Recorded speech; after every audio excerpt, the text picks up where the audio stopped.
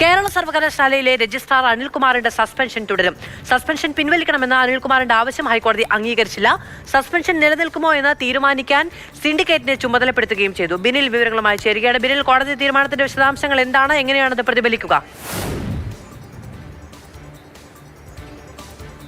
മധു, ഇന്നത്തെ ഹൈക്കോടതി ഉത്തരവ് ഫലത്തിൽ എല്ലാ കാര്യങ്ങളും സിൻഡിക്കേറ്റിന്റെ കോർട്ടിലേക്ക് വീണ്ടും എത്തിച്ചിരിക്കുന്നു എന്നതാണ്. അനിൽകുമാർ കോടതിയിൽ ആവശ്യപ്പെട്ടത് തന്റെ സസ്പെൻഷൻ സിൻഡിക്കേറ്റ് പിൻവലിച്ച് തന്നെ തിരിച്ചെടുത്തതാണ്. പക്ഷേ തന്നെ ജോലി ചെയ്യാൻ വൈസ് ചാൻസലർ അനുവദിക്കുന്നില്ല.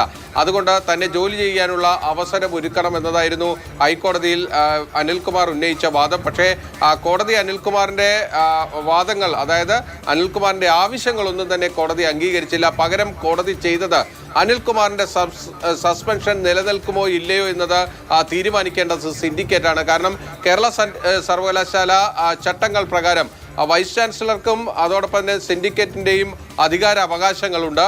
അത് കൃത്യമായി നിർവചിക്കപ്പെട്ടിട്ടുള്ളതാണ്. VC എന്ത് തീരുമാനമെടുത്താലും അത് സിൻഡിക്കേറ്റും കൂടി അംഗീകരിച്ചാൽ മാത്രമേ അത് മുന്നോട്ട് കൊണ്ടുപോകാൻ കഴിയൂ. ഇവിടെ അനിൽകുമാറിനെ VC സസ്പെൻഡ് ചെയ്തു. പക്ഷേ ആ സസ്പെൻഷൻ തീരുമാനം അത് നിലനിൽക്കുമോ ഇല്ലയോ എന്ന് പറയാനുള്ള അവകാശം സിൻഡിക്കേറ്റിനുള്ളതാണ്. അതുകൊണ്ട് വീണ്ടും സിൻഡിക്കേറ്റ് വിളിക്കുക, അനിൽകുമാറിന്റെ സസ്പെൻഷൻ ചർച്ച ചെയ്യുക, ആ സിൻഡിക്കേറ്റ് അന്തിമമായ തീരുമാനമെടുക്കുക എന്നതാണ് ഇപ്പോൾ ഹൈക്കോടതി നിർദ്ദേശിച്ചിരിക്കുന്നത്. ഇതിന്റെ ഫലം വരാൻ പോകുന്നത് സ്വാഭാവികമായും ഇടത് അംഗങ്ങൾ, ഇടത് പക്ഷ ജനാധിപത്യ മുന്നണിയുടെ നോമിനികൾക്ക് സ്വാധീനമുള്ള സിൻഡിക്കേറ്റാണ് കേരള സർവകലാശാല സിൻഡിക്കേറ്റ്. അതുകൊണ്ട് തന്നെ ആ സിൻഡിക്കേറ്റ് സ്വാഭാവികമായും അനിൽകുമാറിന്റെ സസ്പെൻഷൻ റദ്ദാക്കാനുള്ള സാധ്യത തന്നെയാണുള്ളത്. അതിനുള്ള അവസരമാണ് അവർക്ക് മുന്നിലേക്ക് വന്നിരിക്കുന്നത്.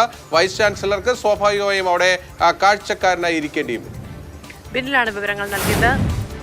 അനിൽകുമാറിന്റെ സസ്പെൻഷൻ തുടരും. ഇത് സംബന്ധിച്ച തീരുമാനമെടുക്കാൻ സിൻഡിക്കേറ്റിനെ ചുമതലപ്പെടുത്തുകയാണ് കോടതി.